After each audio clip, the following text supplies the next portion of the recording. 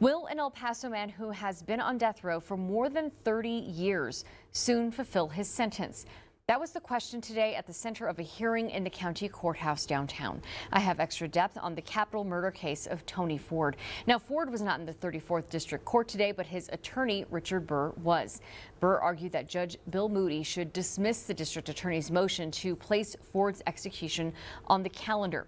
The DA's office asked Moody to allow the state to schedule Ford's lethal injection for November 14th of this year. And the father of the victim, Armando Murillo Sr., delivered a passionate and emotional plea to the judge to schedule the execution so he and his adult daughters can, in his words, get closure and be allowed to truly heal.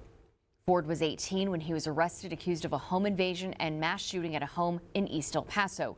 Myra Murillo was shot and left paralyzed. Her daughters were wounded, and her son Armando Jr. was killed.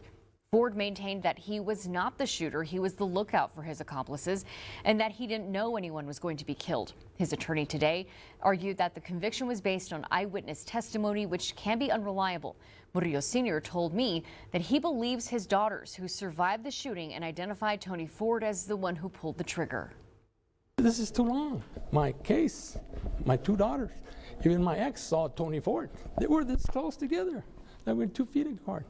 And when he shot, he didn't shot at long distance. He put the gun right up on her head. You see, it's a tough situation. It's tough for my daughters.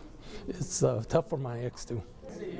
And Murillo said he and his daughters and his ex-wife have been filing letters with the Texas Department of Criminal Justice, urging the parole board to deny early release to Ford's accomplice, Vanjamar Belton.